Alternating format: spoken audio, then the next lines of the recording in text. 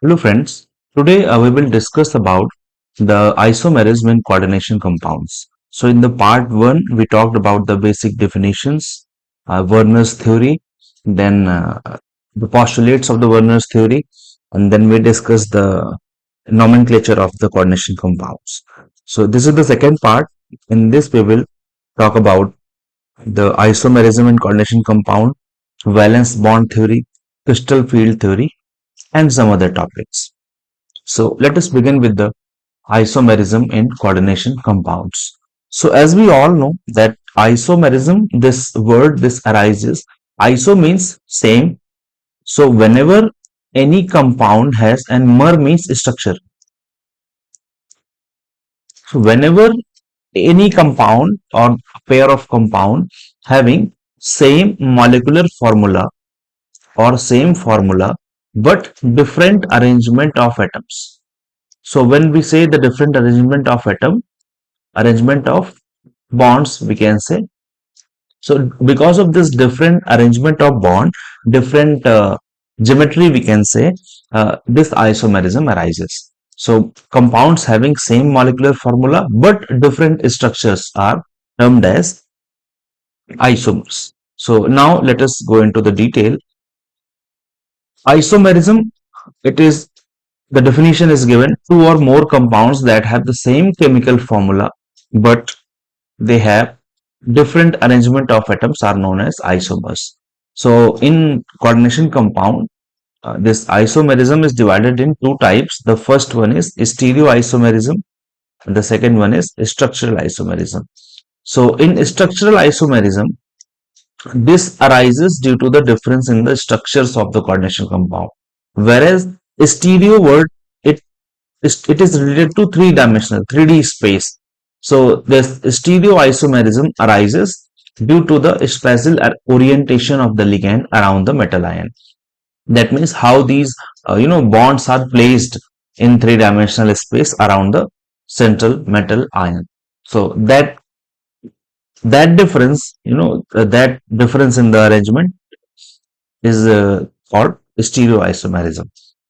Now let us discuss one by one. Structural isomerism is further divided into 5 categories: ionization isomerism, hydration or hydrate isomerism, then linkage isomerism, then we have coordination isomerism. These are the 5 types of structural isomerism. In stereoisomerism, we have geometrical and optical isomerism. So these are total 6 types of isomerism that we have to study one by one. So the first one, the first category, that is structural isomerism. Structural isomerism is exhibited by the coordination compounds having same formula but different arrangement of atoms. So these are divided in linkage, 4 different types: linkage, coordination, ionization, and solvate. Let us discuss the first one, linkage isomerism. So linkage isomerism is exhibited by coordination compounds having ambidentate ligands. So now what are ambidentate ligands? We discussed in the previous video. Ambidentate means the ligands which can bind with two different sites, like we have cyanide and isocyanide, like we have nitrate and nitrite ONO. So these types of ligands are called ambidentate because they have different atoms which can bind with the central atom. So whenever these types of ligands are present in any compound, so this type of linkage arises and this is called linkage isomerism. Like in this case, this is the compound NH3 5 times pentaamine nitro, then we have cobalt, and this outside this coordination sphere we have chlorine. So for this compound, because it is nitrate, so the color is red, and when it changes to nitrite, the color becomes yellow. So why? Because in this case nitrogen is having the bond with the central metal, whereas in this case oxygen is having the bond with the central atom. So we are getting different color for these compound, which is an example of linkage isomerism. There are many examples, we will discuss it. Second category of structural isomerism is coordination isomerism. So in this type of isomerism, there is an interchange of ligand. That means interchange of ligand between two coordination sphere. That is why it is called coordination isomerism. So like if I take this example, so one compound is hexamine cobalt and second one is hexacyanochromate. So if I take this total these two compounds, now you see this cyanide is getting along with cobalt and ammonia is getting along with this chromium.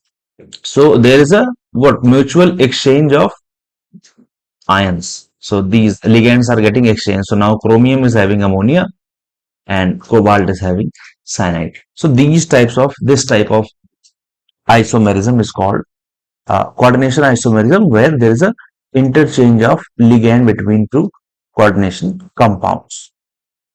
Third category is ionization isomerism. So ionization isomerism, the name suggests ionization. So ionization means the process when we add water or any solvent into any compound and that particular compound gets ionized, it gets dissociated into their respective ion. So ionization isomerism arises when ion outside the coordination sphere in a complex replaces the ligands. That means any, suppose I'm writing it as AB6. So outside this, suppose I have C. Now the C goes there and we get a new type of compound. So this will be AB5 and C comes here and B1B goes outside this. So whenever any ion enters into the coordination sphere, so this type of isomerism arises, which is called ionization isomerism. So look at these two examples. So in this case, the bromine is getting inside this. So now bromine is inside this coordination sphere and this sulfate is moving out. So we have sulfate this side. Now why the name ionization? Ionization arises because when we dissolve this compound, so we will get Br minus as the ion because this is outside the coordination sphere. Whereas if we dissolve this compound in any solvent or water, we will get sulfate as a ion. So we are having two different ions present in the reaction mixture. That is why this particular pair is called ionization isomers. Now the another type of isomerism is solvate isomerism. Solvate isomerism are a special case of ionization isomerism. So it is also one type of ionization isomerism in which compound depend on the number of solvent. So another name for the solvate isomerism we have is hydrate isomerism. Hydrate isomerism. Why hydrate? Because hydrate comes from this water. So when the solvent is water, the solvate becomes hydrate. There is no difference as such. So this arises depending on the number of the solvent molecule directly bonded to the metal ion. So if water molecules are the solvent molecule, then it is called hydrate isomerism. Simple. So otherwise it is called solvate. So like we have these examples. So in this case now the outside this is coordination sphere, we have two water molecules. Now if one more water molecule goes inside it, so this H2O4 becomes H2O5 and then later on it becomes H2O6. So all water molecules are now inside the coordination sphere. So we can see this change in color. So when two water molecules are outside the coordination sphere, the color is bright green. When one is there, it is gray green, grayish green. Otherwise, if all three are inside the coordination sphere, then the color is violet. So that's how this chemistry is changing when water molecule is entering the coordination sphere. Second category, and this is I would say more important, which is stereoisomerism. So stereoisomerism, it arises when same means compounds having same chemical formula and same bonds, but they have different spatial arrangement. That means their orientation is different in three-dimensional space around the central metal. So these types of pairs are called stereoisomers. Now stereoisomers are further divided in two types. The first one is geometric isomer, and for geometric we use this term also, cis-trans isomers. So cis means symmetric, trans means anti or opposite So I will give you one example. Suppose I have central metal with the center, and these are the four bonds. So if I have a similar like chlorine, chlorine on the same side, and bromine, bromine on the same side. So if this is the this axis of symmetry, so say similar groups are present on the one side of the this plane of symmetry. So this type of arrangement is called cis. Whereas if I write the same compound with the, now if I change it, so Cl and Cl, Br and Br. So if this is the axis of symmetry, so now the same groups are diagonally present. So this type of representation is called trans. So geometrical isomerism is observed in heteroleptic complexes. That means the complexes with more than one type of ligand. So like I have taken the example of Cl2 and Br2. So there must be two types of ligand, two different types of ligand. So due to the difference in the possible geometric arrangement of the ligand, so these types of isomers are being observed. So now look at the first example. So this is trans platinum NH3 2 and Cl2. So if it is trans, that means same groups are placed diagonally to each other. And when it is cis, so we have the same groups present on one side, means along either 1 2 is also this side, 1 2 is also this side. So if they are placed adjacent to each other, so we name it as cis.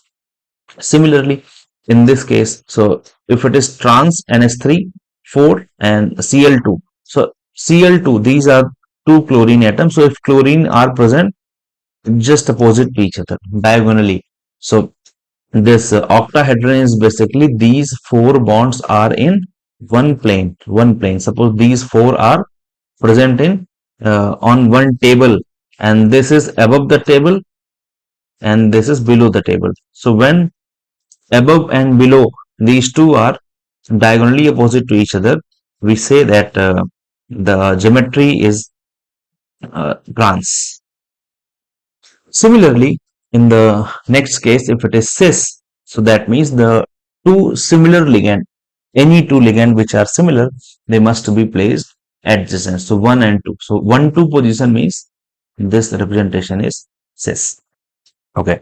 Now the important point to note down, in ML4 type means where metal ligand 4, and this is a case of ML6 where one metal and 6 ligands, 1 2 1 2 3 4 5 6. This is a case of ML6 and this is ML4, 1 2 3 4. So in ML6 we have only one geometry which is octahedral, whereas in this case we have a square pyramidal, sorry, not only a square planar, a square planar. So now in 4, when the total number of ligands are 4, another possible arrangement is tetrahedral. But look at this note, very important. So ML4 tetrahedral complexes do not show cis and trans isomerism. Why? Because all four bonds in tetrahedral arrangement are they are equivalent because their relative position is same. Their relative position of the ligand attached to the central atom is same with respect to each other. So there is no difference. So if I try to make metal ligand and ligand, so this is a typical tetrahedral geometry where all these four bonds are identical. They are same with respect to the relative position of the ligand. So that is why these tetrahedral geometry, this does not show any cis trans geometry or cis trans isomerism, because there is no possibility of cis and trans. Okay, so now the thing that I was talking about, so in ML4 these all four bonds are present in one plane. That means suppose on a surface, assume it as a table or a book, so all four bonds are present on the surface of the book. Whereas when we talk about the octahedral geometry, so these are the four bonds which are present on the surface of book in one plane, and this one is above the plane and this one is below the plane. So now when we say it is cis, so cis means two similar groups. So look at this one, two green balls are present adjacent to each other, 1 2. So that means this geometry is cis.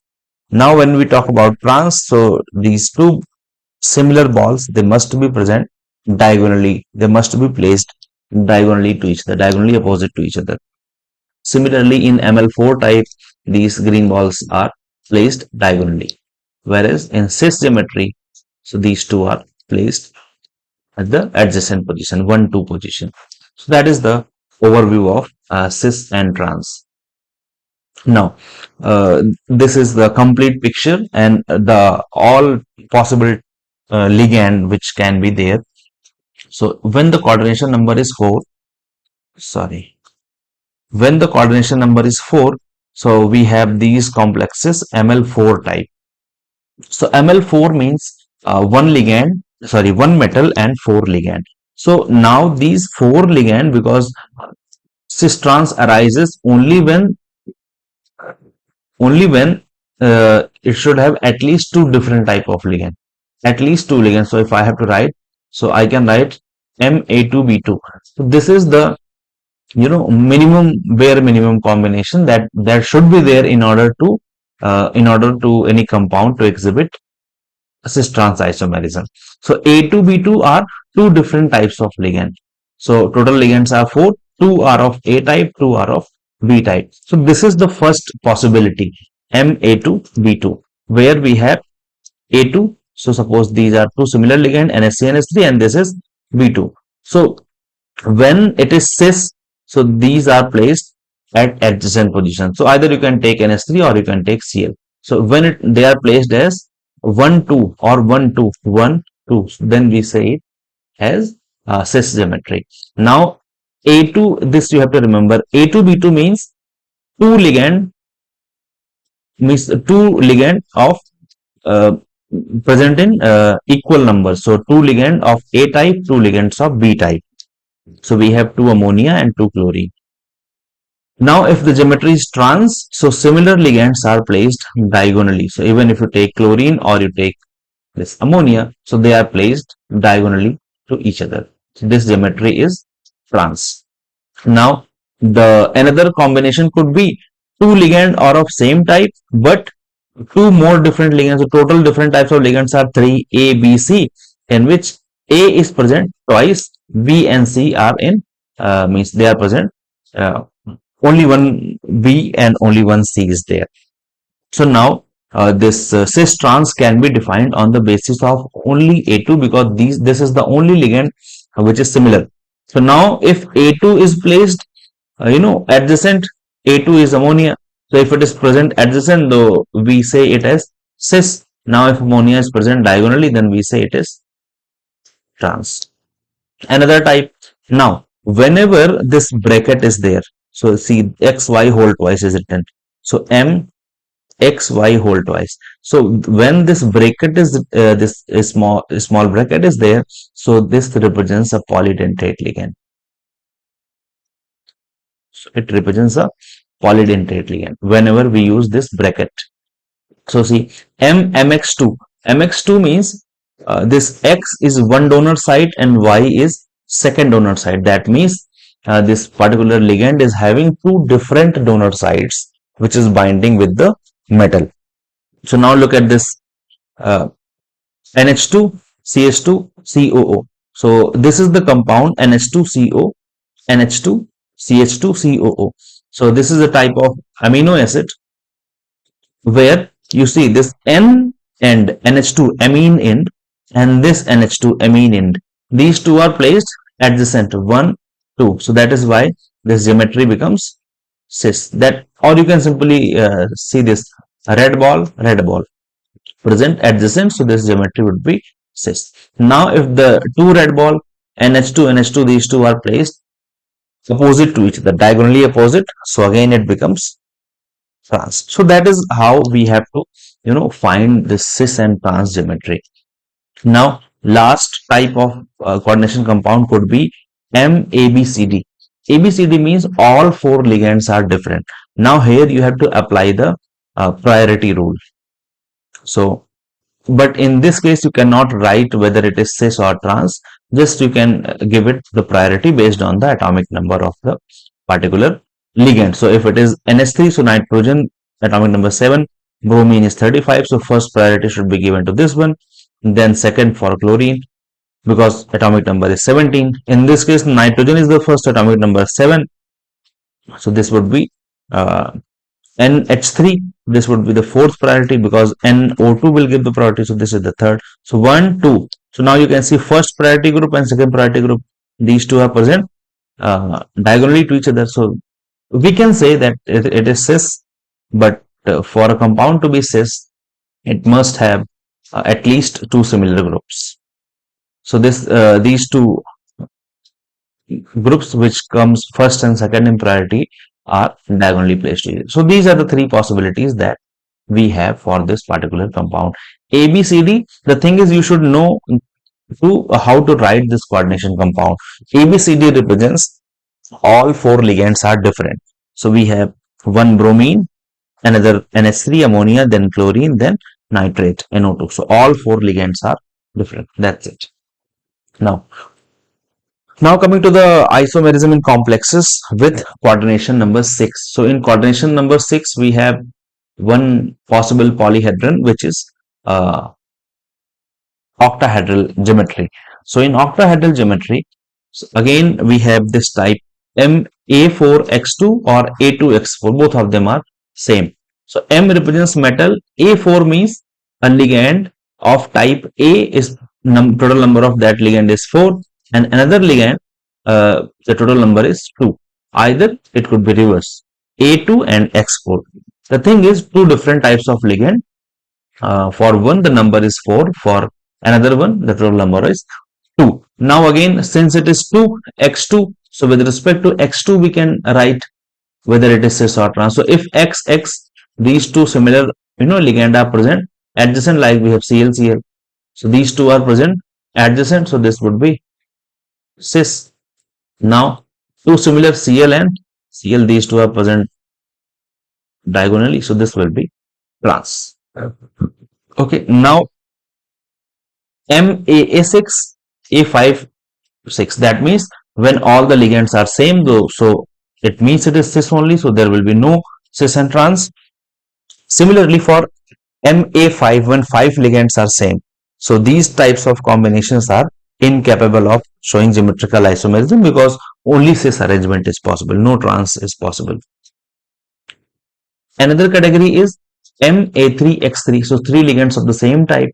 So examples also you should know examples. So NH3 3, NO2 3. So 2 ligands present in total number is 3 each. That is why we have MA3X3. Now this cis trans can be defined with respect to anyone. Suppose these take this X. X represents mainly halogen. So you can also take it as halogen.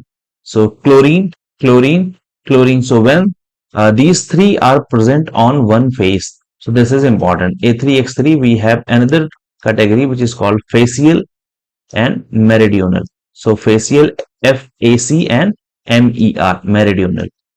So when these three similar ligands, 1, 2, 3. So when these three try to connect them, so they are kind of forming a face. So now think of this plane as a table, and now think of this this dotted line as a table, and so this and this. So it is making a face of a polyhedron, this octahedron. So that is why we say that this type of coordination compound is a facial isomer. Facial, why? Because it is forming one face. That means these two chlorine atoms, now these two are supposed two corners of the table, and this chlorine is below that table. So these two and this edge, this top. So they are kind of forming a triangle, and this triangle is making a face of the polyhedron. So that is why we say it is a facial isomer. Now the direct rule is if the three similar ligands are present in one plane. So now this dotted line is what? This is your table. Suppose just your table or book. So when three similar ligands are present in one plane, that means on the surface of the table or book, then this type of particular this particular isomer is called meridional. Now this again is important. Why? Because again you see this AA2, that too with bracket is written. So again bracket means what? Bracket means polydentate. That means it is polydentate. Now in polydentate, see it is written AA. So polydentate with AA means both of these donor sides are same. So like I have this compound ethylene diamine.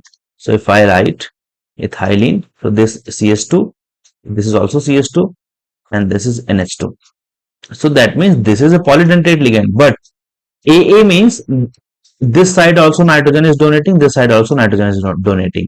That means both the donor sides are same. That's what this AA is representing. Okay, or we can write this COO also.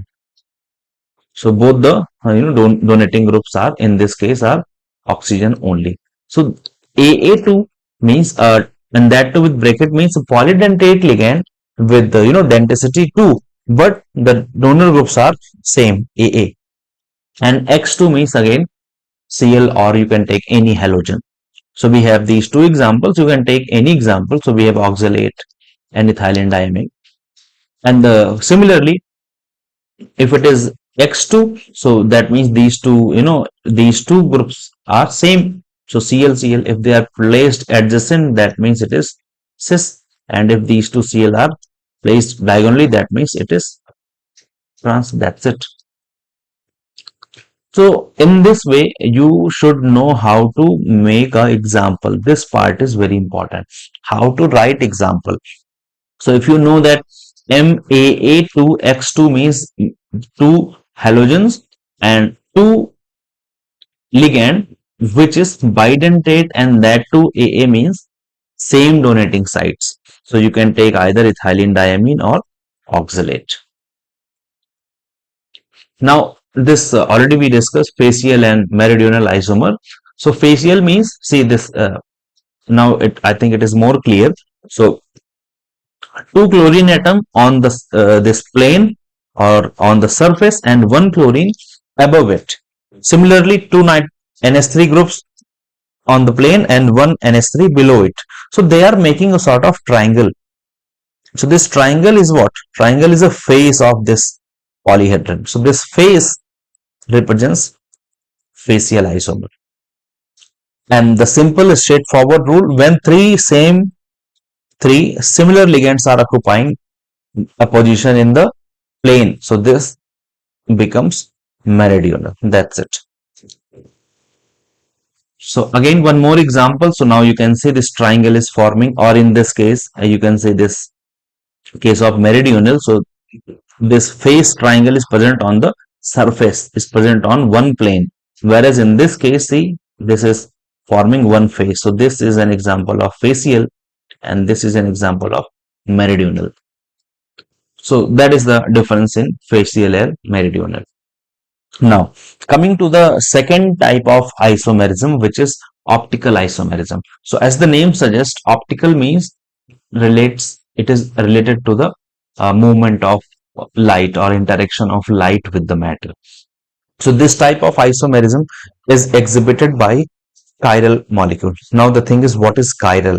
So with respect to carbon, we say any particular carbon is chiral because carbon is tetravalent. It is having 4 valencies. So we say a particular carbon is chiral when all the 4 valencies are different. That means when the 4 bonded atoms which are directly bonded with the carbon are different. None of them are same. Even two of them, if even 2 of them are same, then this carbon is not chiral. So when all the 4 are different, then we say it is chiral, and we represent this type of carbon with a small star or asterisk. Now chirality means the type of compound or the type of carbon in which all the four valencies are different. So now optical isomers are mirror images that cannot be superimposed. That cannot be superimposed. That means whenever you place them, means above or try to coincide them, so they are non-superimposable, like we have the example in the next slide. So these types of mirror images which are non-superimposable are called enantiomers. So they are mirror images but they cannot be superimposed, so these type of isomers are called enantiomers, and they rotate the plane of polarized light, that too equal in magnitude but in opposite direction. So like if I have to take the example of if I write this example of glyceraldehyde, so CHO, COH, in this side I have H and CH2OH. Suppose this is any compound. Another type of compound that I can write, the same compound. Now the difference is this OH is on right side. Now I'm making this OH on the left side. This particular compound is chiral. Why? Because all four bonds, this side we have OH, this side we have hydrogen, this side we have CHO, this side we have CH2OH. So these types of carbon atoms are chiral. Now when it is chiral, so when I'm writing OH on the right side or when I'm writing the OH on the left side, so the property is changing. So for instance, if I write it as D, then this compound must be L. D means dextrorotatory. Dextro means this compound will rotate the plane of light towards right, whereas this compound will rotate the plane of plane polarized light PPL towards left. So these types of compound which have the ability to rotate the plane of plane polarized light are called optically active. So particular case, glyceraldehyde, these compounds are optically active. So now, if the plane is getting rotated in towards left, so that is called levorotatory. So you can remember left and L, levorotatory. And when the deflection is towards right, then it is called dextrorotatory, and we represent it by D, small d. Okay. Now this is an ordinary light, means which travels in all the directions in three-dimensional space. Now when this particular light, ordinary light, it passes through Nicol prism and then polarizer. After this it passes through polarizer. So what happens, the movement of this light in all the directions are, they just cut off. So this light is now moving after passing through that polarizer is now unidirectional. That means it is moving in only one direction, unidirectional light, and this type of light is called plane polarized light. That means this light is polarized in only one plane. So that is why we say PPL. Now if this PPL straight line is passing through this particular compound, and you see this actual movement is deflecting towards right of its original position, then this particular compound is called dextrorotatory. Whereas if the plane is getting rotated towards left, so this particular rotation or this particular type of compound is called levorotatory. So that's all you need to know. Now, what is superimposability or enantiomer? So think of your mirror image of the palm. So this is my left hand. So if I place the mirror in between them, so I will have this type of mirror image of my left hand. So this is exactly looks like right hand. Now when you don't flip them, just try to superimpose them. So when they come closer, so you can see your thumb is that right mirror image thumb is pointing towards right, whereas actual hand is moving towards left. That means these two images are non-superimposable. So this is called non-superimposability. So now if I take this same compound or any compound which is chiral, like take this image of this tetrahedral carbon.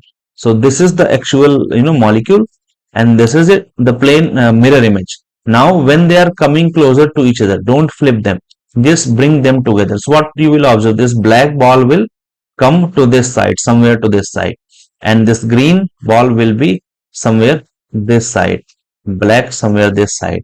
But in the actual molecule, black is on this side.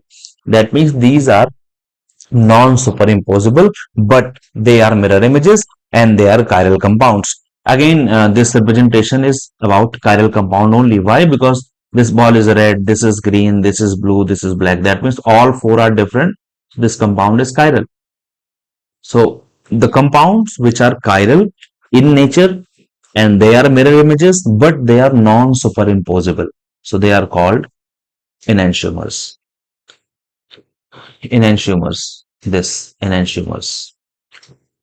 Okay. Now let us discuss this optical isomerism by taking few examples. So now again this MAA3, again this bracket AA, this whole bracket. AA means this is a 1, 2. So bidentate ligand having denticity 2, but AA means having same donor site. So again you can think of oxalate or ethylene diamine. So now how can we write dextro or levo? Suppose this is oxalate, so this oxygen is binding towards this, and this is oxygen, this is oxygen. So now when you take the mirror images, so this is the mirror image, oxygen, oxygen, oxygen and oxygen. So now if this compound is dextro, just assume it to be dextro. So if this compound is dextro, the mirror images must be levo. Why? Because in this side, this oxalate group is present on the left side, whereas in the mirror images, it is placed on the right side. So as we are flipping the position of the group from left to right, so their optical activity is changing from dextro to levo. The thing is, you should know how to take examples. AA3 means bidentate ligand with same donor sites. That's it. Now, another type of compound is MAA2X2. AA2X2 means bidentate present twice. X2 means two halogens. So now these are the two halogens X2, whereas we have ethylene diamine. So NH2 binding towards this. Again take the mirror image. So you will, this Cl will be like this, and this Cl will be in mirror image. It will look like this. Again, while writing the example, AA2 means bidentate ligand with same donor atom. So we have ethylene diamine, oxalate. These are the examples. And if this chlorine is placed adjacent ClCl, so this is called cis. So again we will have cis. But if this En is placed on left side and this particular compound is dextro, so its mirror image must be levo. That is the important part. Again, another example, MAA. AA means only one ligand, but which is bidentate. So only one ligand. X2 means two halogens. Y2 means some other, means any other ligand, but number of that ligand is 2. So we have only one bidentate ligand, 2 NH3 and 2 Cl2. So in this way you can write the example. Even I can write one more like this chromium, and then I can write any bidentate ligand. So I will take oxalate, but only once, because AA, no number is given here. AA. X2 means again you can write Cl2. Then for this you can write Br2, or I can take nitrate or anything, whatever you want. But one bidentate and 4 with 2 each of monodentate ligands. Now this En ethylene diamine is on the left side, so it is dextro. So in mirror image it must be on the right side, so this is levo. Now, so this is all about optical activity and all the possible combinations of these ions, these complexes. Now coming to the, I would say, the important part regarding the bonding and coordination compound. So this is valence bond theory. So I'm not going to discuss these postulates in detail. Just let us just read it out. The central metal atom ions makes available number of vacant d orbital. That means whatever number of d orbitals are required for the bond formation, so central metal atom will make available those, by rearranging their electron. Now a covalent bond is formed when ligand, the filled orbital of ligand overlap with the vacant orbital of the that central atom. So we get a sigma bond, because and metal ligand sigma bond is formed. Now a strong covalent bond is formed only when the orbital overlap to the maximum. So this is quite obvious, as this penetration of orbital or extent of overlapping increases, so strength of bond also increases. Maximum overlapping is possible only when the metal vacant orbital undergo process called hybridization. So this is important. This we have to learn in detail. What is hybridization and how this is taking place while the bond formation. Now we have to study total two types, ML4 and ML6. In ML4 we have two possible. One is square planar, another one is tetrahedral. In ML6 we have only one octahedral.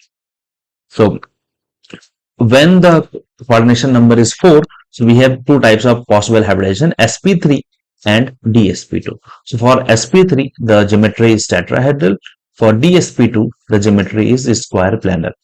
Now when the coordination number is 6, we have two different types of hybridization possible, d2sp3 and sp3d2, and for both of them the geometry is octahedral. That is why I said only one geometry for ML6. Now one thing that you should get to know at this moment only. So see, in this case if I write sp3, although only 4 bonds are there, so 1 from S and 3 from P, so total 4 bonds are there, but can I write sp3 and d0? Although there is no contribution from D, but I can write d0. So in this case, see, D is outside, means after S and P then we have D. So this type of complex is called outer orbital complex. Why outer? Because D is after S and P, so we name it as outer orbital complex. In this case, see, before S and P D is there, so this type of complex is called inner orbital complex. Similarly, again D is inside, D is before S and P, so this is also inner orbital complex. In this case, after S and P we have D, so this becomes outer orbital complex. So this is how we decide or we write this particular complex is inner orbital or outer orbital. It should be clear to everyone. Now, how do we calculate magnetic moment? Because in every question we have to calculate magnetic moment and predict whether the compound is paramagnetic or diamagnetic and whatsoever. So this magnetism arises because of unpaired electron. So if any complex is having even one unpaired electron, then that particular compound is said to be paramagnetic. And this is the formula. This formula is called spin-only formula. So using this formula, we calculate the magnetic moment. Now the formula is mu s, which is this magnetic moment, is equals to under root n into n plus 2 bm. Bm is Bohr magneton unit. N is what? Number of unpaired electrons. So this formula is important. This you have to remember. Under root n into n plus 2. So put the value of n. Suppose total unpaired electrons are 1. So this is 1 into 1 plus 2 is 3. This will be under root 3. So 1 point under root 3. So that will be 1.312. Okay. So on that basis, we will calculate. If it is 2, then put unpaired electrons are 2. Then put the value of n as 2. Now that's what I told you. Inner orbital complexes and outer orbital complexes. So the complexes in which D subshell is present before S and P. So these types of complexes are called inner orbital complex. Rest we will discuss on the basis of ligand, whether it is a strong field or weak field. But if D is before S and P, it is termed as inner orbital complex. And if D comes after, although there is no D, so I can write D0. So if D comes after S and P, so we call it as outer orbital complex. Now, magnetic properties and this crystal field theory. So this we will discuss after covering crystal field theory. But low spin complexes are, low spin means when unpaired electrons are, means low or minimum unpaired electron. So when unpaired electrons are less in number. So because more the number of unpaired electron, more will be the spin, more will be the magnetic character. So when number of unpaired electrons are less, so that particular complex is called low spin complex. And when unpaired electrons are less, when we have strong ligands, which causes the pairing. Just opposite of this, so high spin means more unpaired electrons, more unpaired electrons, that means that weak ligands. So weak ligands, they do not cause pairing, like we have halogens, like we have water. So these are weak ligands which are unable to cause the pairing of the inner orbital electron. So when there is no pairing, so like this case has been discussed, when the ligand is cyanide, so cyanide is strong, so it causes pairing, whereas water is weak. So instead of this electron getting paired, it is also moving to the eg subset. That means in this case we have four unpaired electron, whereas in this case we have only two, this one. So which that is why this particular complex represents high spin, whereas this is low spin. So strong field ligands, they give low spin complex, and weak field ligand give high spin complex. Now we will discuss these questions based on valence bond theory, and these are the informations that you have to write in every question. So what is the hybridization? You have to find it out. Based on the hybridization, what is the shape? Now after shape, what is the magnetic property, whether it is diamagnetic, paramagnetic, and then this spin, whether it is low spin, high spin, and the type of complex, whether it is inner orbital complex or outer orbital complex. So generally you get a question of 3 or 5 marks, in which marks has been awarded for each of them. So suppose you are writing hybridization, so you will get half marks for shape, half marks for magnetic character, half marks for spin, and then half marks for the type of complex, whether inner or outer. Based on that, that is the marking pattern. So first example we have is CONS3 6 3 plus. So first of all, we should know how to, means first, the very first thing is to find the oxidation state of this particular uh, metal. So in this case we have cobalt. Ammonia is a neutral ligand. So for this the contribution is 0. So 6 multiplied by 0, 0. Total charge on complex is 3 plus. That means this cobalt is present in 3 plus. After this, the very first thing that you should write is the configuration of cobalt. So we all know that cobalt, if I have to write the configuration, so this cobalt is 1s2, 2s2, 2p6, 3s2, 3p6. So calculate the total number of electrons. So we can write the atomic number of cobalt. So this we can write it as 27. So we can write it as 1s2, 2s2, 2p6, 2 plus 2, 4 plus 6, 10 plus 2, 12 plus 6, 18. Then we can write 4s2 and 3d7. This is the configuration of cobalt in its ground state. Now, what is the oxidation state? So we have calculated cobalt is in plus 3. So when it is in plus 3, so if I have to write cobalt 3 plus, then cobalt 3 plus will be, it will lose 4s, 2 electrons from this and 1 electron from this side. So I'm leaving it as it is. So this will be 3d6. 3d6 because it will lose 1 electron from 3d7 also, and 2 electron from 4s. So this is 3d6.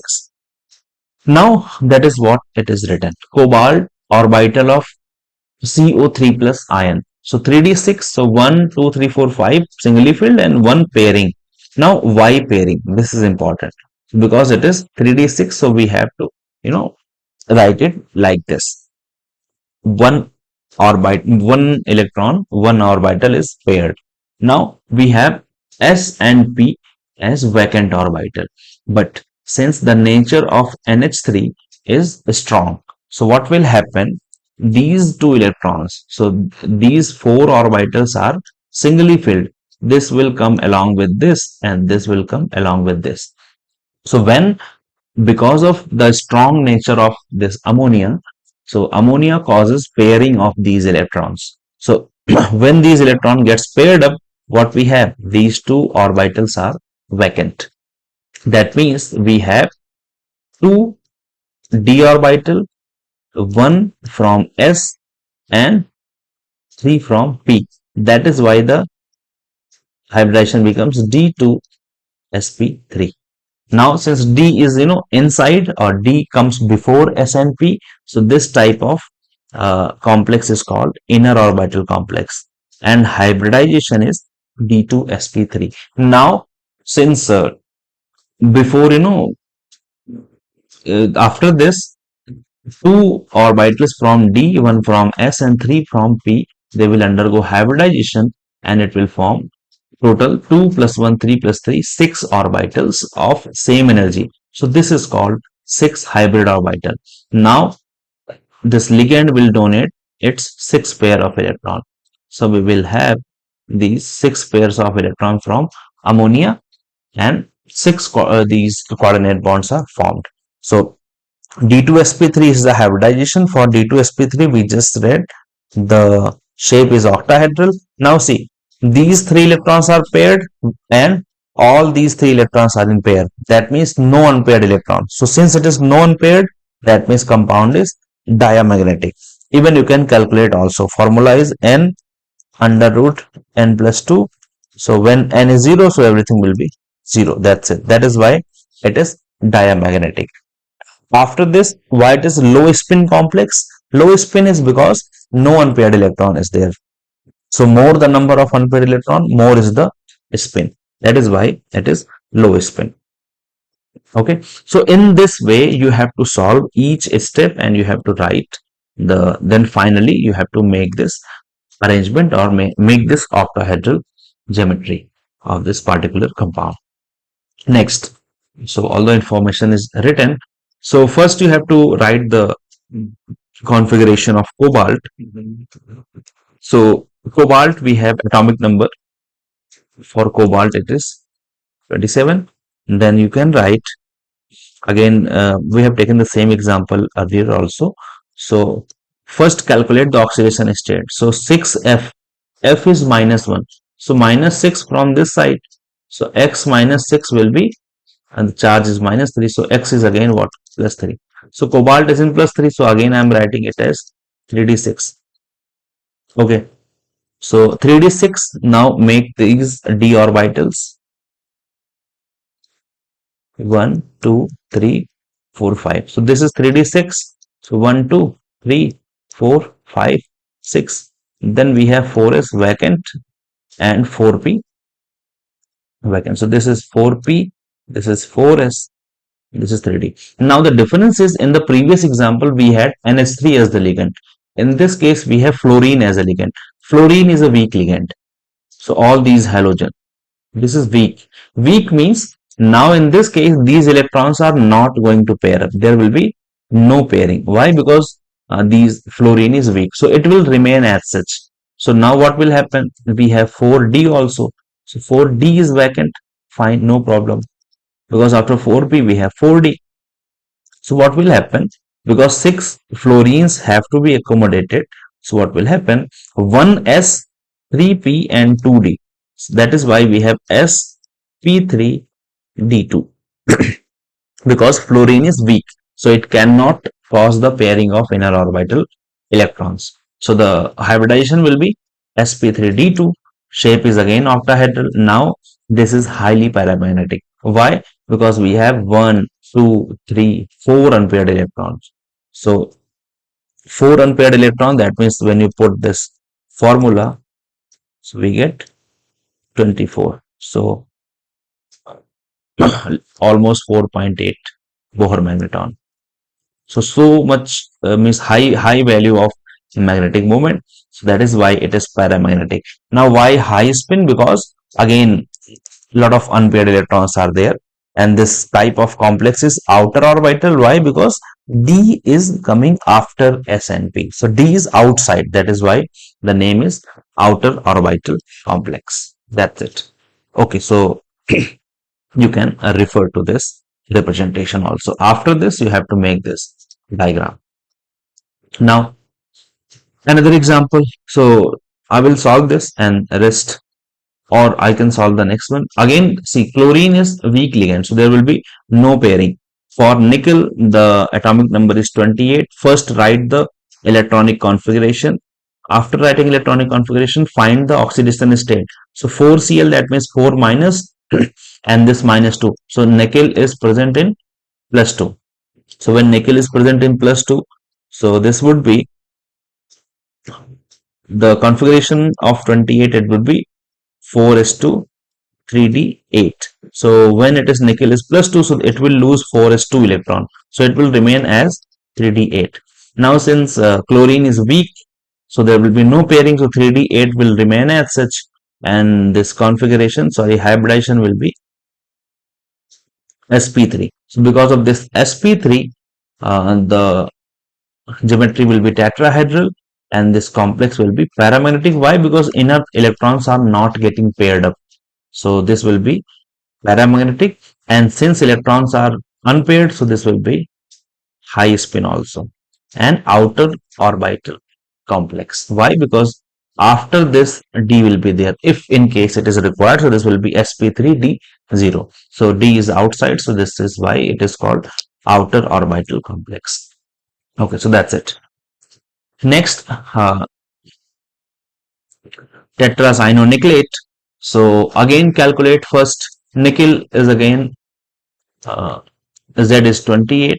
So this will be 4s2 3d8, the ground state electronic configuration.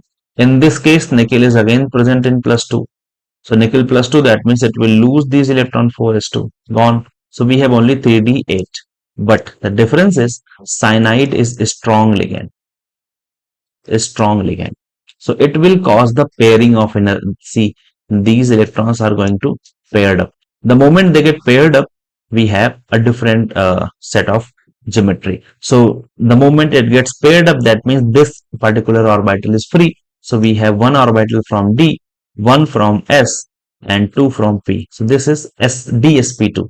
So for DSP2, the shape is square planar, and since cyanide is strong, so we have diamagnetic, and since electrons are paired, so it is low spin inner orbital. So the thing that you can remember, or you can make a guess, is wherever you have cyanide being strong, so because of strong, generally we have inner orbital complex and diamagnetic complexes.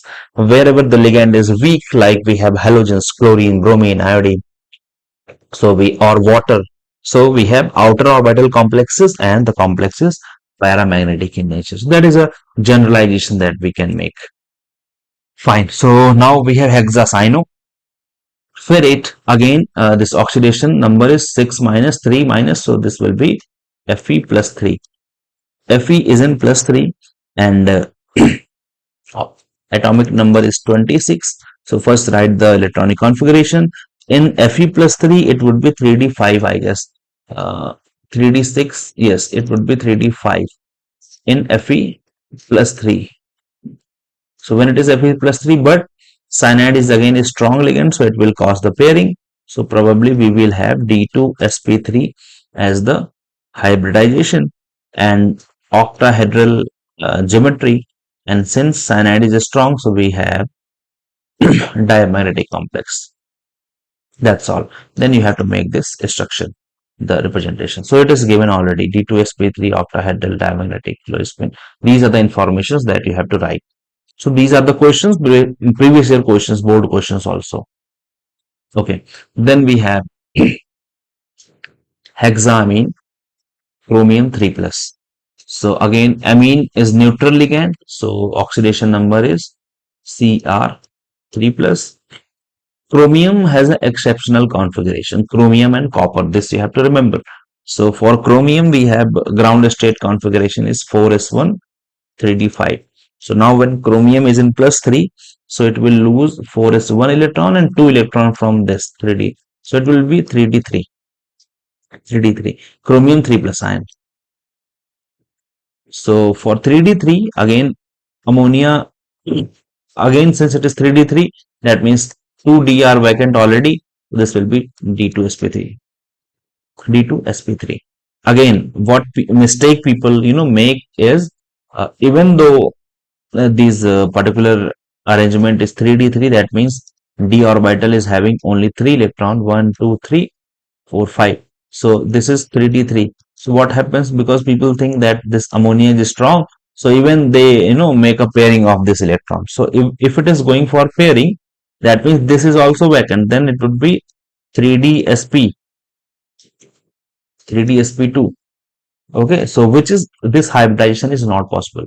So whenever you have this case, so since already we have two different two vacant d orbital, so there is no need to cause pairing of electron, so it will remain as such. Now the configuration is hybridization is sp d2sp3, shape octahedral, paramagnetic because 3 unpaired electron, and high spin complex, inner orbital complex. So these are the informations, and these are the questions that you can try. Okay, now, okay, these are the examples. You can note it down. You can practice these questions. Everything is written. So the example, the central metal ion is also given, configuration is given, type of hybridization given, geometry given, number of unpaired electron given, and magnetic character given. Every information is given. Just you have to take any example and try to get all these informations. These are few more examples. A lot of questions for practice. Okay. Now, whatever we have discussed till now is based on valence bond theory. Valence bond theory, although it is very helpful, but it has several limitations. The first one is it involves a lot of assumptions are there. So every time you have to make an assumption. Second, it has no idea regarding the quantitative interpretation of magnetic data. Is it just tells that this particular compound is magnetic, or it is paramagnetic or diamagnetic. We cannot estimate the total amount of magnetic moment, or total, we can't get the quantitative data. Third one, it does not explain the color, why some complexes are colored whereas some are colorless.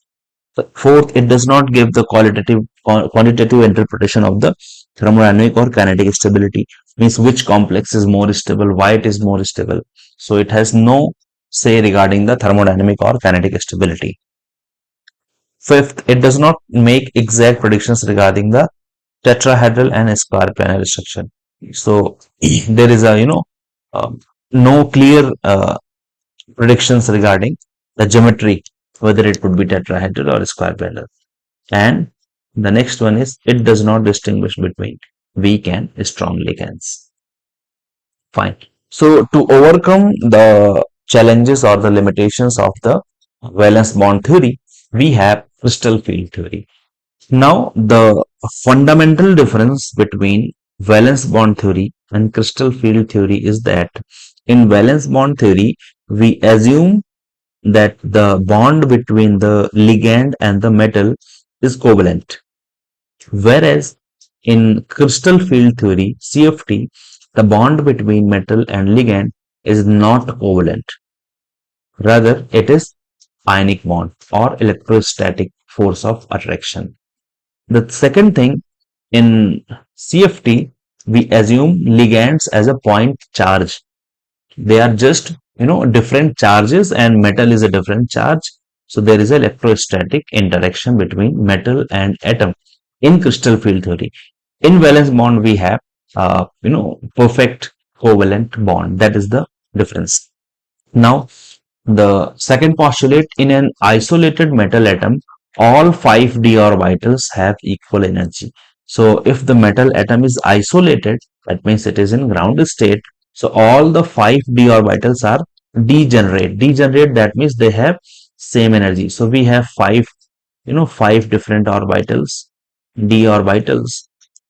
So the names are dxy, dyz, dxz, dx square, y square, and dz square. So in the ground state, all these 5 orbitals are degenerate, that means they have same energy. They have same energy. Okay, so when metal ion gets surrounded by ligand, that means when ligand approach the central metal in order to make a bond or to interact. So there occurs an interaction between the electron cloud of the metal atom and the ligand. That means metal is having electrons in d subshell. So that d subshell interacts with the ligands. So if the field due to ligand around the metal atom is spherically symmetrical, d orbitals remains degenerated. That means the thing is, if metal is present like this and these ligands are approaching this particular metal in a spherical way, that means they are approaching in symmetrical way, that means all the electrons are moving in a proper manner, means in symmetrical way at the same time from all the directions. So because the repulsion will be same from all the sides, so that means these orbitals will remain degenerated, that means they will again have the same energy. But this is what actually happens. So if the field due to the ligand surrounding metal atom is unsymmetrical, that means they are not coming at the same time, at the same, means in same direction, or they are equivalent. So as in octahedral and tetrahedral. So in octahedral and tetrahedral complexes, what we observe that in octahedral, we have 4 ligands are present in one plane and 2 ligands. One is above the plane and another one is below the plane. Like if I have to make this is octahedral. So sorry, this is octahedral. So these 4 ligands are present in one plane, whereas one is above the plane and another one is below the plane. That means these 2 ligands are not equivalent to these 4 which are present at the center. So in tetrahedral and octahedral complexes, since they are not equivalent, that means the degeneracy of the d orbital, it gets splitted into 2 sets. So d orbitals have 2 sets. We have dxy, dyz, dxz. So these are called non-axial. Why? Because they are coming in between xy, in between yz, in between xz. So for instance, we can say they are non-axial, means they are not lying on the axis, whereas dx square, y square, and dz square, they are lying on the axis. So they are termed as axial. Axial means they are present on the axes x and y, whereas these are coming in between the axes. So non-axial. Now the orbitals which are present in the direction of the ligand. So which orbitals are present in the direction? Dx square, y square, dz square. These are present on the direction on the axis towards which ligands are approaching the central atom. So the orbitals which are lying, between the axes, like we have dxy, dyz, dzx, so they will feel or they will experience less repulsion than those orbitals which are present on the axis, like we have x square, y square in case of octahedral.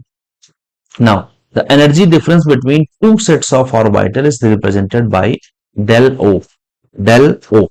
And for octahedral, we represent it as del T. So this O represents octahedral and T represents tetrahedral. Del is the amount of energy gap or the magnitude.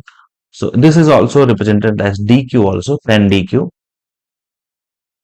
The magnitude of del O and del T depends upon the field strength. That means if the ligand is strong, So repulsion will be more, and that means this gap will be higher. If the ligands are weak, this difference in the or the difference will be less. Now, coming to the spectrochemical series part, a spectrochemical series is just based on experiments. So this is a list in which is the arrangement of ligands in order of their increasing CFSE, that means crystal field stabilization energy values. So this particular series is called a spectrochemical series. What we need to know out of these is the strength of the ligand. So ligands with a small CFSE, they are called weak field, whereas the ligands with large CFSE are called strong field. So you can see these halogens, iodine, chlorine, fluorine, they are weak. Hydroxide, water, they are weak.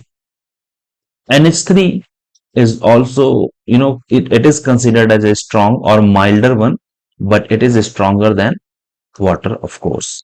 Now we have ethylene, diamine, then nitrate, cyanide, and carbonate. So these are the ligands which are strong. So this side we have weak field ligands. This side we have strong field ligands. These are moderate ones. So strong field means larger delta and shorter wavelength lambda. Next is one trick that I should tell you. So wherever this donor atom is either carbon or nitrogen. So the ligands in which metal is binding with either carbon or nitrogen, so they are strong. Whereas if the atom which is getting making bond is negative or electronegative, or it is not carbon and nitrogen, like we have chlorine, we have fluorine, we have hydroxide. So these types of ions are weak. So if the donor is or the atom is carbon, nitrogen, they are strong. That is why cyanide is one of the strongest. Carbon again is strong one. Nitrogen, so it is also strong. Ammonia, nitrogen also strong. Okay, so again the same pattern. So iodine, these halogens are the weaker ones. Then in between we have glycine, pyridine, and neutral one. Then from ammonia we begin with the stronger one, and these are the strongest, cyanide and carbonyl. So this series represents spectrochemical series in which you have to remember if the donor atom is carbon or nitrogen. So these particular are strong. Okay, now coming to the last part, I would say the crystal field is splitting in, we have to study in two different complexes, octahedral and tetrahedral. So let us talk about octahedral first. So in octahedral complex, look at this, first look at this arrangement. So this is the central atom, this is your x-axis, so this is y-axis, this is z-axis. Now think about those two orbitals which are axial, dx square y square and dz square. So these orbitals are axial, that means they are lying on these axes. So one axis is this, another one is this, third one is this. So the orbitals which are lying on the axis, so these are x square y square dz square, these are called EG. So only two orbital, dx square y square z square, so E and G, two letter, so you can remember two, set of two is called EG, and here we have three, dxy, dyz, dxz, three orbital, so T2G, three letters, so three orbitals. Okay, so the axial ones, because they are lying on the axis, so they will experience more repulsion. So when they are feeling or experiencing more repulsion, so their energy is going to be increased. In case of octahedral, their energy is going to be increased. Why? Because ligands are approaching on the axis x, y, and z. So since ligands are approaching the metal on the axis x, y, z, and these two orbitals which are lying on the axis, so they are coming head on, they are meeting head on with the ligand, so they will experience more repulsion, and hence their energy will be so high in comparison to these three. So this is the foundation, and that's all you need to know. So these two EG, they will have higher energy, T2G will have lower energy. That's it. So the d orbital gets split up into two sets. So dx square, y square, z square, they have higher energy. So you can see two sets, one red line. First, see all five orbital, five red lines, 1, 2, 3, 4, 5. So all five are having, means their energy is increasing to some extent. Uh, Still degeneracy is maintained.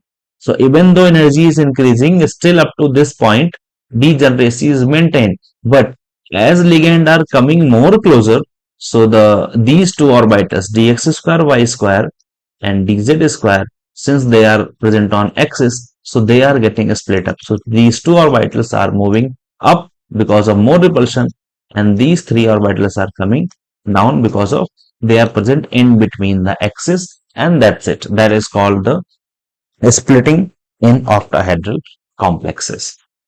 Now this entire distance or the entire gap between these two is called 10 dq, or when the orbitals are 2, so this has to be multiplied by 3 in order to make it equal, and the number of orbitals are 3, so it has to be multiplied by 2 because total number of orbitals are 5.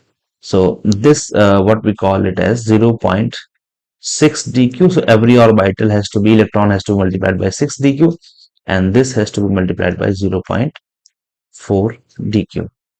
That's it.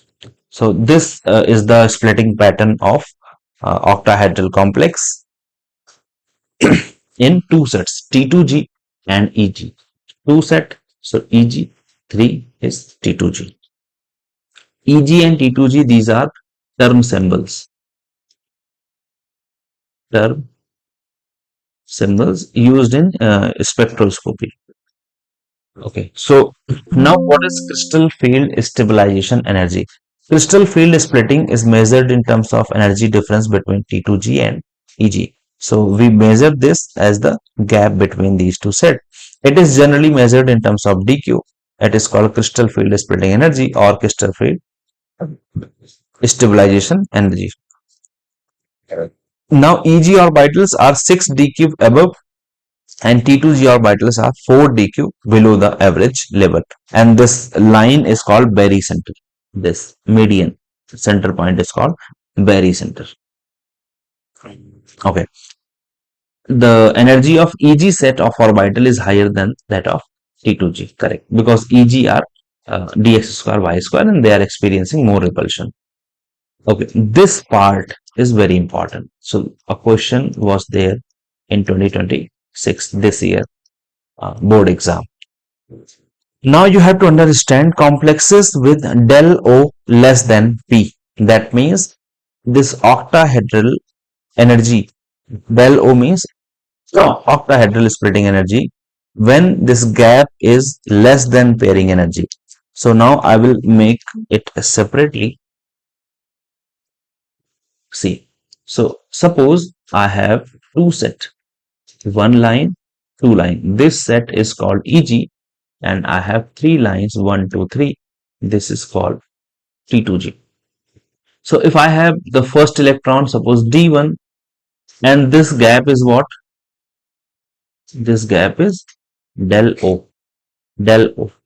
And this is your barycenter somewhere, barycenter, neutral point, and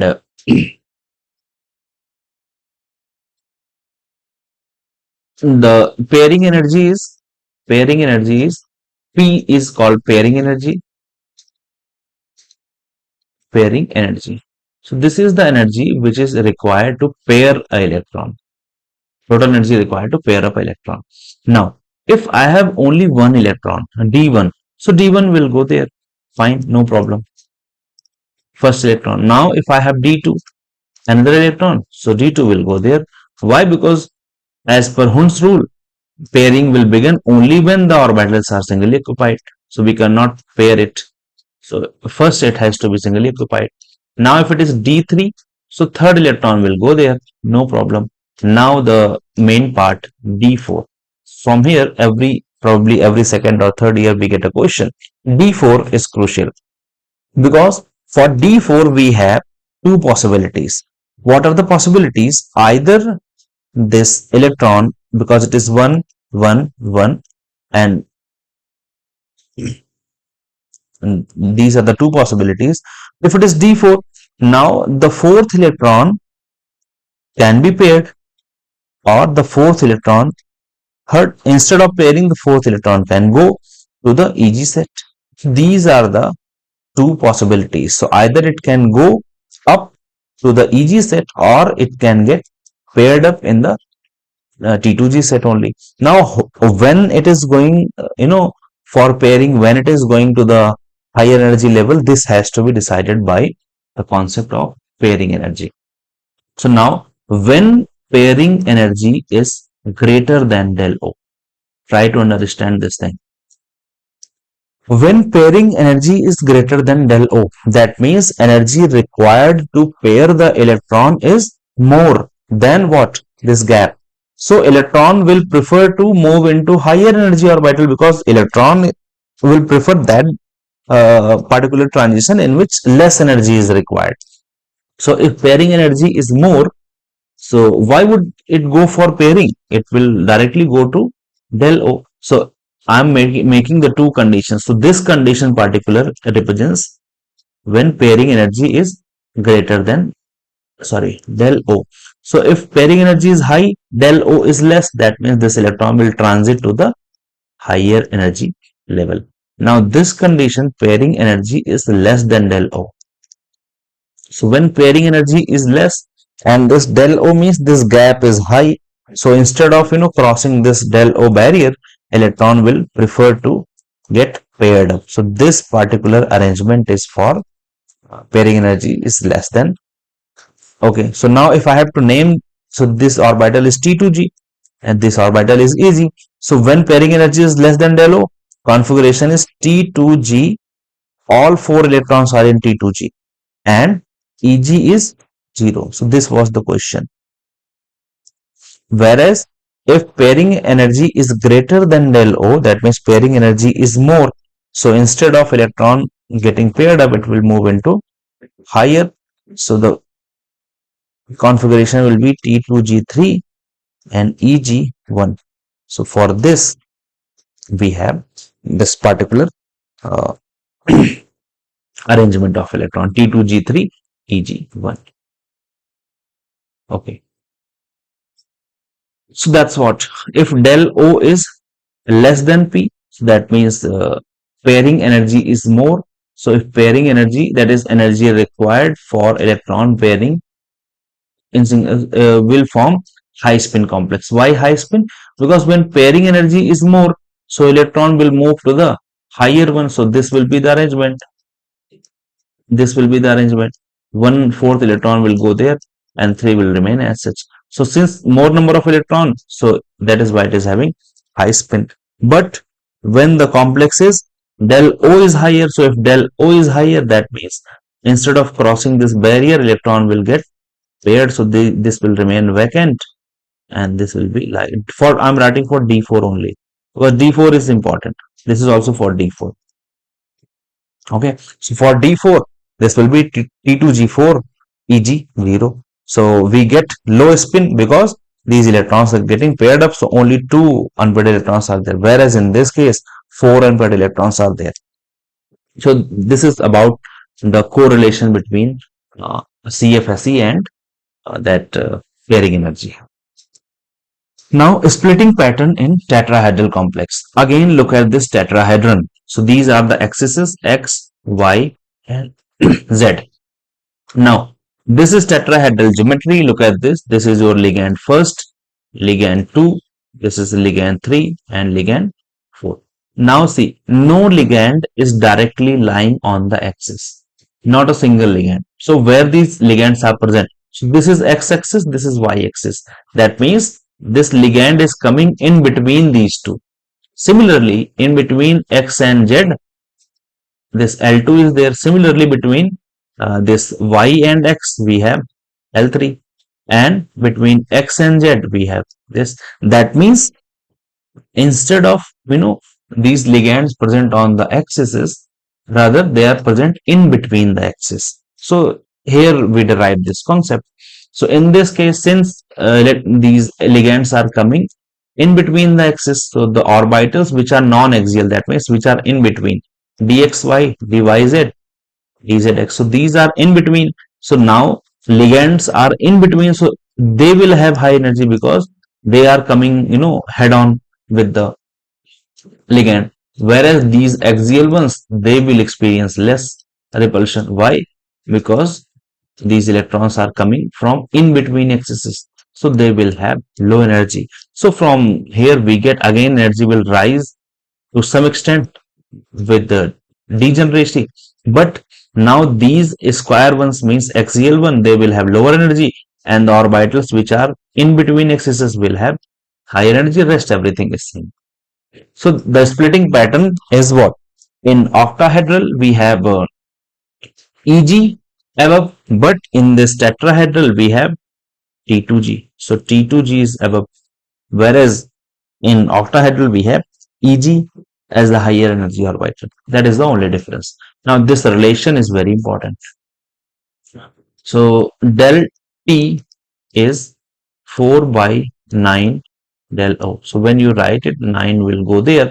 That means 9 times of tetrahedral splitting is equals to 4 times of octahedral splitting. This formula is important because in some cases we directly get the value of del O and you have to find the value of del T, or vice versa. You are given del T and you have to find del O. So you should remember this formula.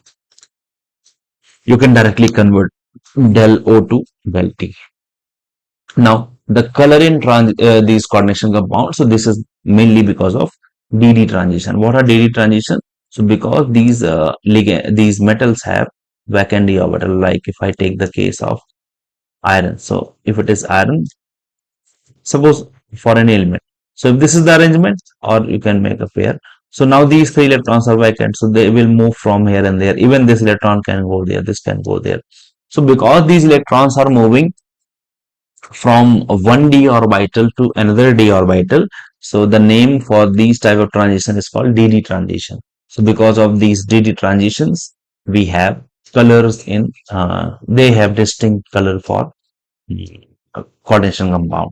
Now these colors are of complementary nature. That means if the particular compound is absorbing light from a red region, then it will appear green. If it is absorbing from, if it appears to be blue, then it absorbs light from its complementary color. So there is a wheel of this color coding. Now, the factors which affect the color of the complexes, there are various factors. The first one is number of unpaired electrons, the most prominent one. So more the number of electrons, more will be paramagnetic or magnetic character, and more will be the color imparting nature. Second is nature of ligand. So if ligand is strong, so it will cause pairing, so color will not be there. But if the ligand is weak, so electrons are not paired, that means they are colored in nature. Oxidation state again plays an important role.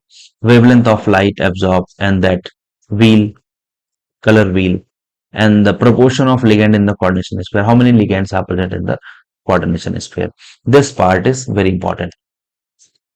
It is important to note that in absence of ligand, crystal field splitting does not occur, and hence substance is colorless. So whenever there are no ligand, so when we remove the ligands, that means there is no splitting and hence no color is there in that particular compound. So like when we remove water from this particular compound, so on heating it becomes colorless. Similarly, we have copper sulfate, it appears blue, but the moment you heat it and remove all water molecules, it becomes colorless. Okay. Now this part is special. This one is a special case of back bonding or synergic bonding, metal carbonyls. So carbonyls are one thing that generally people make mistake, because in this case chapter we have cobalt also, we have CO also. So don't confuse.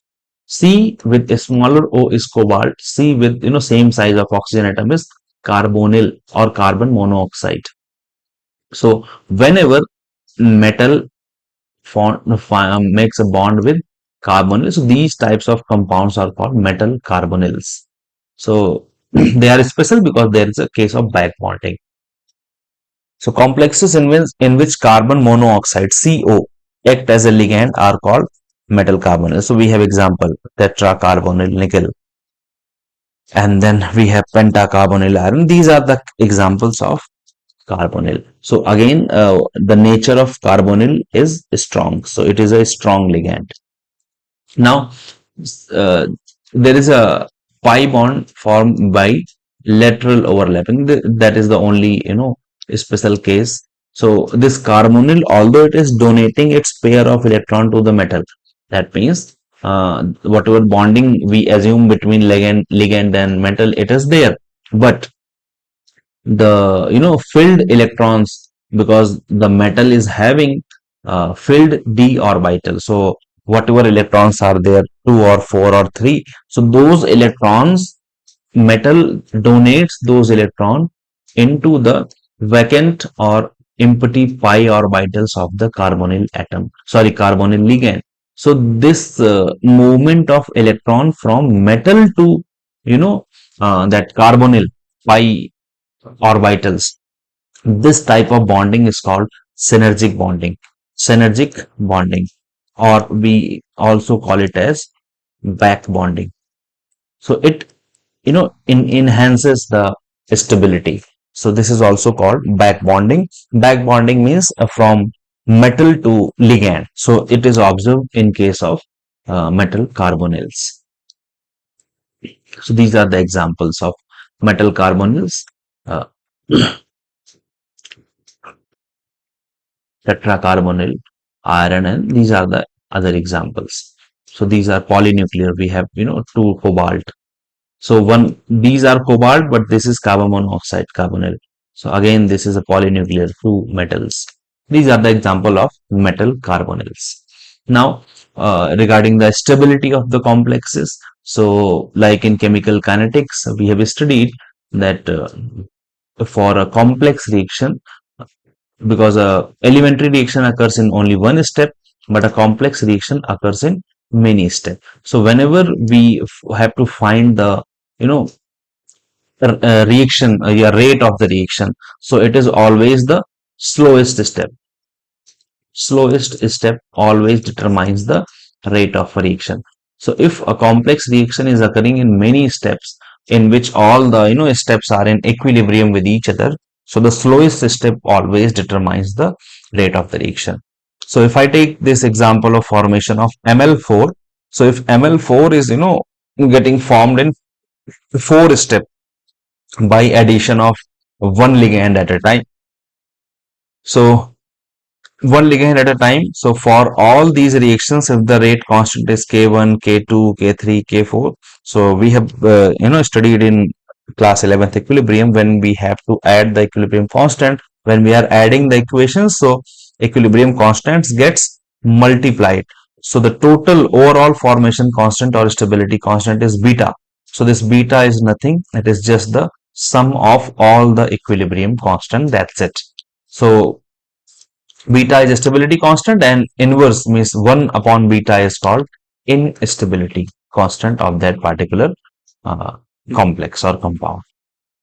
Now the factors on which stability of the complex depends, there are various factors. First is charge on the metal.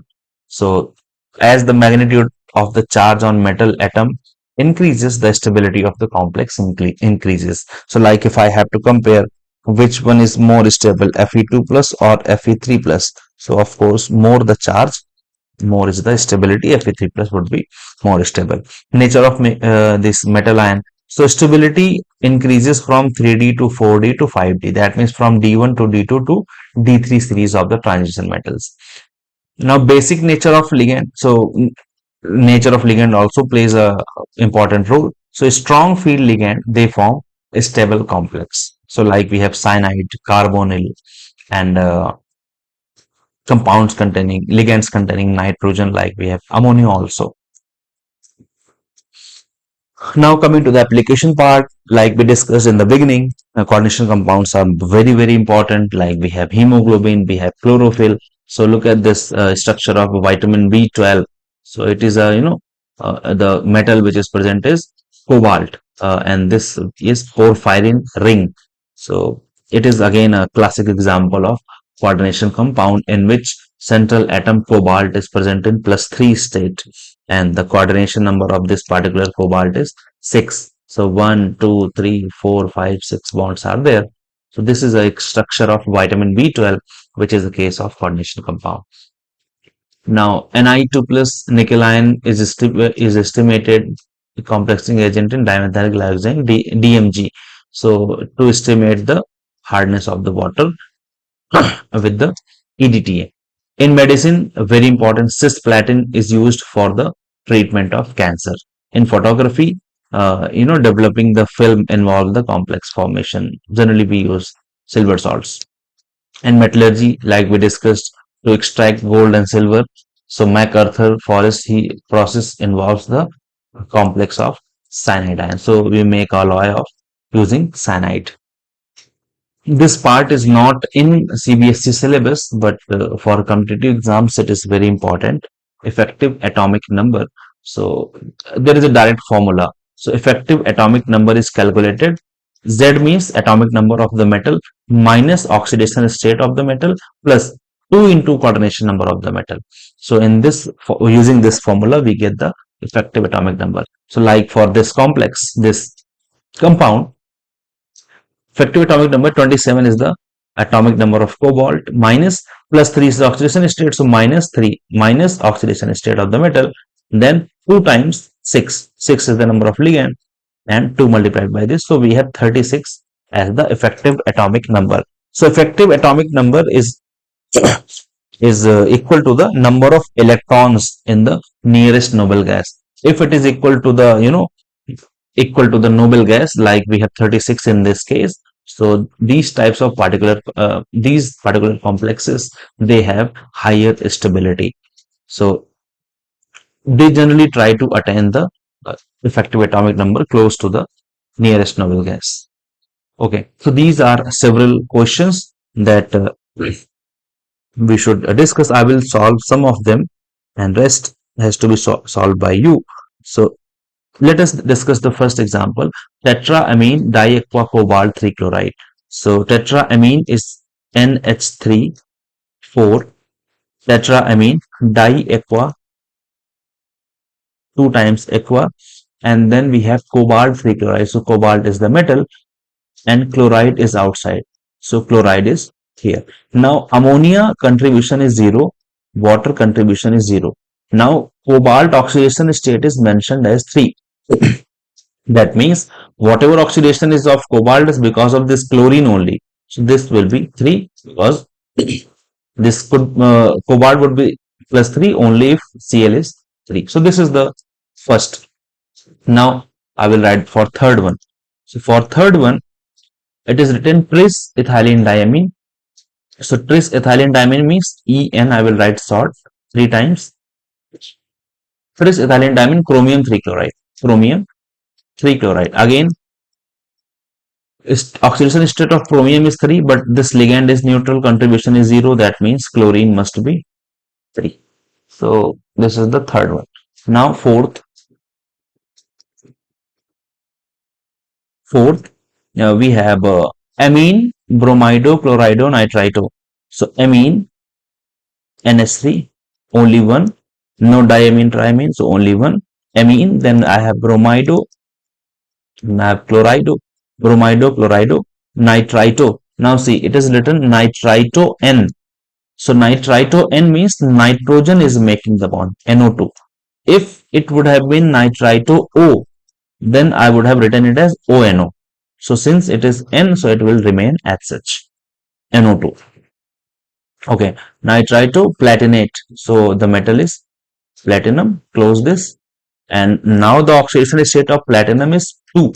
So this is -1, this is also -1. That means -3. So this complex should have charge of -1. Now the last one, 6. So this will be iron 3 hexacyanoferrate. Okay, so iron is written in front of this Fine, I will write the number later on in order to, match the oxidation state.